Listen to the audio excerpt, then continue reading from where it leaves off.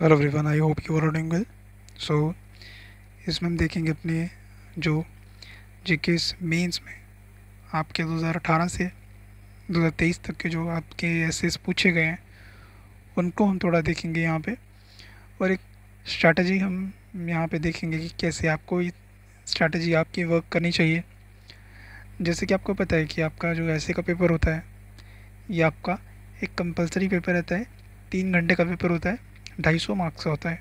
ठीक है, तो इसमें आपको क्या करना है, आपको यहाँ पे दो पार्ट्स में आपका डिवाइड रहता है, पार्ट ए और पार्ट बी। ठीक है, पार्ट ए में आपको 4 क्वेश्चन मिलते हैं, पार्ट बी में आपको 4 क्वेश्चन मिलते हैं, मतलब आपको 4 ऐसे मिलते हैं, टोटल आपको 8 ऐसे मिलते हैं। इन 8 ऐसे में से यहाँ से आपको एक ऐसे कवर करना है और यहाँ से आपको एक ऐसे करना है, तो टोटल आपको 2 ऐसे आपको करने हैं।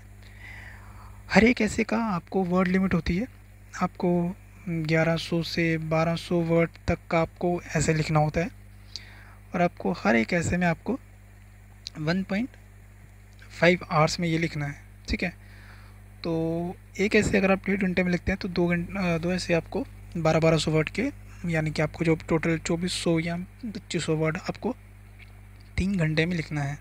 ठीक है, तो ये रही कुछ आपकी बेसिक जो चीज़ें आपको बताने वाली थी। बता दिया आपको कि section A section B divide रहता है, एक ही आपको ऐसे चूज़ करना है दोनों में से। ठीक है, तो 2023 का यहाँ पे कुछ ऐसे दिए हुए हैं, 22 के, ठीक है, 21 का, 18 का। अब ये तो आपके पास है। ठीक है, थीम्स देखते हैं सबसे पहले। थीम्स में कैसे पूछा गया, देखो ऐसे को हम थीमेटिकल वे में हम तैयार करते हैं। क्यों थीमेटिकल वे में हम तैयार करते हैं?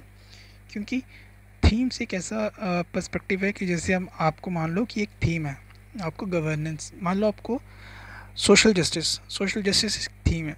सोशल जस्टिस में आपको वुमेन, वल्नरेबल सेक्शन, चाइल्ड, ठीक है, तो ये 3 चीज़ें आपको बताई जाती हैं।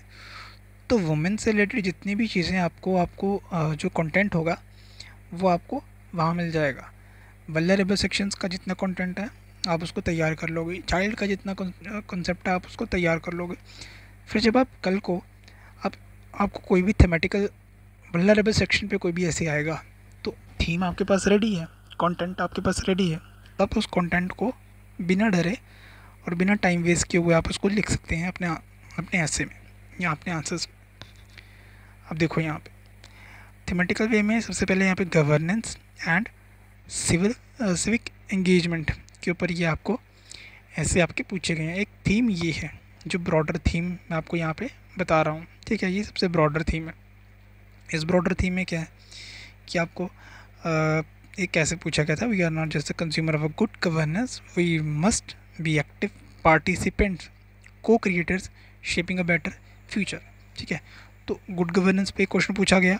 ठीक है, फिर ई गवर्नेंस पे क्वेश्चन पूछा गया एक, फिर क्रिमिनलाइजेशन ऑफ पॉलिटिक्स पे क्वेश्चन पूछा गया।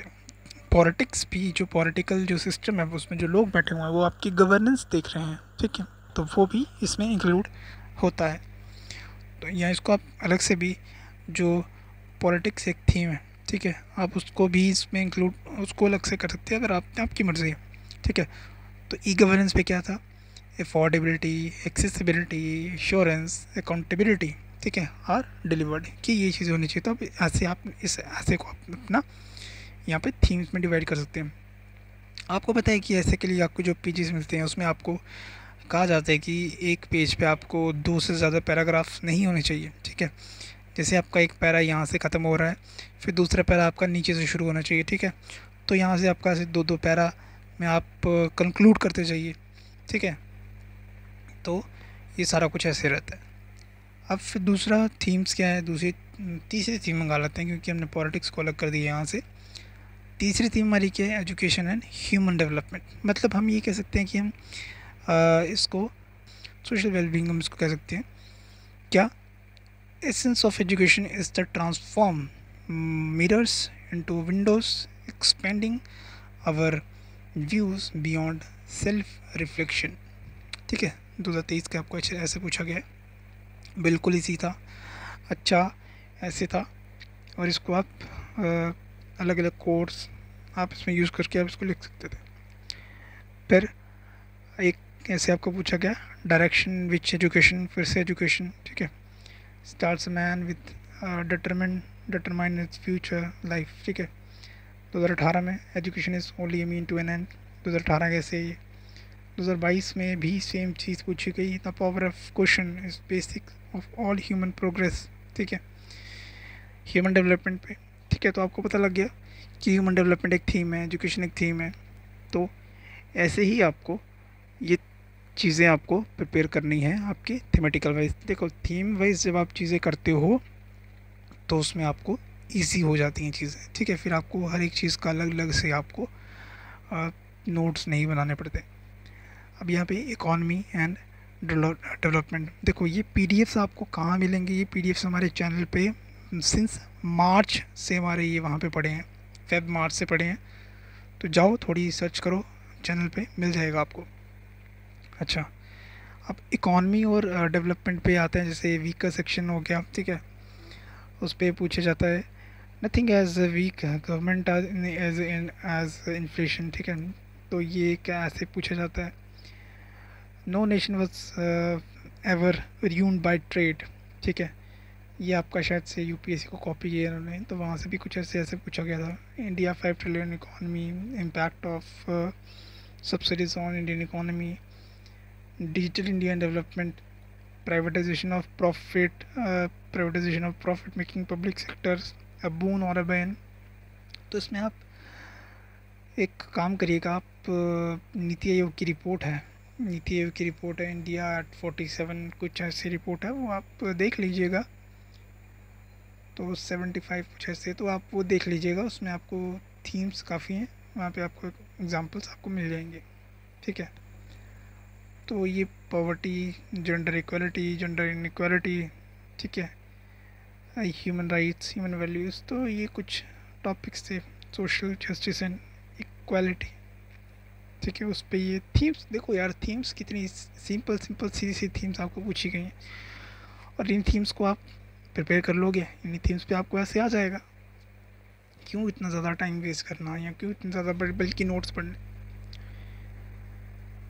देखो यहाँ पे इन्वायरमेंट में, इन्वायरमेंट एंड सस्टेनेबिलिटी क्या है, we are not above nature, we are part of nature, ठीक है, सिंपल थीम है। Greater threat of to our planet is the belief that someone else will see it, simple theme है। We did not inherit the earth from our ancestors, we borrow it from our child, ठीक है। तो simple theme है, simple coat है, basic understanding आप कर सकते हैं। we share a commonality in the earth we inhabit, ठीक है। 2023 कैसे है, तो देख रहे हैं आप कैसे 5-6 थीम्स हैं, ठीक है। जैसे आपका गवर्नेंस हो गया, एजुकेशन हो गया, इकॉनमी हो गया, सोशल जस्टिस हो गया, ठीक है, एनवायरनमेंट हो गया, फिर यहाँ पे ह्यूमन नेचर, फ़िलॉसफी, ठीक है। अब फ़िलॉसफिकल एसेस हैं जो आप उसको कैसे एड्रेस करना है उसको भी मैं आपको बताता हूँ। देखो जब भी आपको कोई भी कोड बेस्ड आपको ऐसे आता है, सबसे पहले तो ये देखिए कि आपको उस कोड का मतलब पता है, ठीक है, थोड़ी सी बेसिक अंडरस्टैंडिंग है।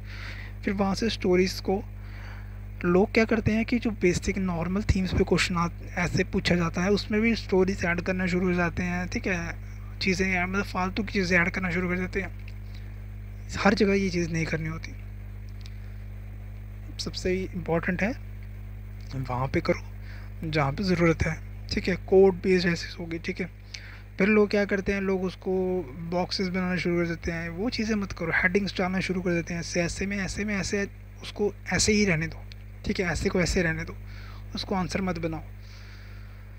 क्या करना है, डायग्राम्स बना सकते हो, ठीक है, डायग्राम्स बना सकते हो ऐसे ऐसे में, बट जो हेडिंग डाल के उसको अंडरलाइन करते हो वो चीज़ें मत करो। इम्पॉर्टेंट चीज़ों को अंडरलाइन करो।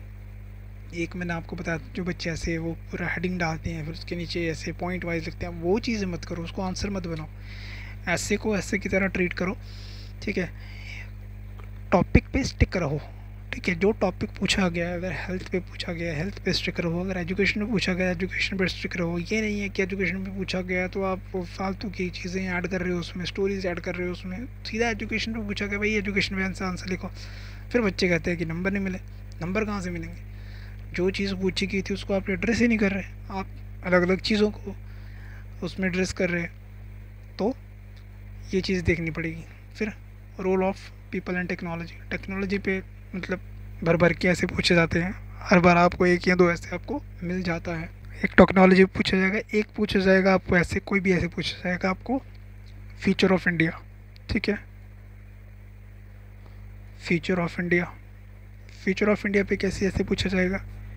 फ्यूचर ऑफ इंडिया में आपको ऐसे ऐसे पूछा जाएगा कि जैसे मान लो कि आपको पूछा जाएगा कि इंडिया को 75 ईयर्स हो गए इंडिपेंडेंट हुए, जब इंडिया 100 साल का होगा, जब 100 साल में होंगे इंडिपेंडेंट हुए, तब हम कहाँ पे अपने आप को देखते हैं, या अभी तक हमने क्या अचीव किया है, हमने कितनी डेवलपमेंट कर ली है। ठीक है, फिर उसमें आपको वैसे ही उसी आंसर को वैसे ही उसी ऐसे को वैसे ही, जैसे एक आपका APJ अब्दुल कलाम जी की काफ़ी ज़्यादा इम्पोर्टेंट एक बुक थी, इंडिया 20। ठीक है, इंडिया 20, तो ये एक बुक थी 2020 के बारे में, यदि लिखी गई थी 2020 के ऊपर। ठीक है, तो ये काफ़ी इम्पोर्टेंट थीम थी। फिर इसी थीम पे आपको सेम थीम सेम थी, तो हमने ये गेस किया था कि ये ऐसे पूछा जाएगा। ठीक है, तो देख लो 21 में ऐसे पूछ लिया, विजन ऑफ इंडिया। ठीक है, पूछा क्या? कलाम नहीं पूछ के उन्होंने गांधी पूछ लिया। ठीक है, तो देख रहे हो आप कैसे थीम्स को आइडेंटिफाई आपने करना है। आपने क्या आइडेंटिफाई करना है? आपको थीम्स मिली हैं, आपने सिर्फ इसको अपना 1 पेजर स्ट्रैटेजी बनानी है। जैसे आपको पता है कि गवर्नेंस है, गवर्नेंस में आपने कुछ 15 से 20 पॉइंट्स आपने तैयार कर लेने हैं। ट्रांसपेरेंसी, अकाउंटेबिलिटी, फेयर ट्रायल, ठीक है, ग्रीवेंस एड्रेस मैकेनिज्म, ठीक है, इम्पार्शियलिटी। तो ये सारी चीज़ें आपने 15 से 20 पॉइंट हर एक टॉपिक के, आपने हर एक थीम के बना देने हैं। उसी थीम को आपने उठा के सेम थीम पे अगर क्वेश्चन पूछा गया या ऐसे पूछा गया, आपने वहाँ पे लिख देना है। तो ऐसे की ये बिल्कुल सिंपल सी स्ट्रैटेजी है। इस स्ट्रैटेजी से लोगों के 150, 140, 130, 120 मार्क्स आए हैं ऐसे में। और जो लोग 1000 किताबें पढ़ लेते हैं, पता नहीं क्या क्या पढ़ पढ़ के जाते हैं, वो इतने बल्कि बुक्स पढ़ के जाते हैं ऐसे ऐसे के लिए, और फिर बाद में जब देखते हैं ऐसे के कितने नंबर आए, 70, 80, 90 इतने नंबर आए। ऐसे ऐसे नहीं होता। ऐसे को ऐसे की तरह ट्रीट करो। ऐसे में आपकी इमेजिनेशन, आपकी थिंकिंग, आपकी अंडरस्टैंडिंग वो पूछ रहे हैं। वो ये नहीं पूछ रहे कि आपको कितनी नॉलेज है, आपने कितना पढ़ा हुआ है। तभी आपको जब भी ऐसे करवाते हैं, ऐसे आपको बिल्कुल लास्ट में करवाते हैं। क्यों लास्ट में करवाते हैं?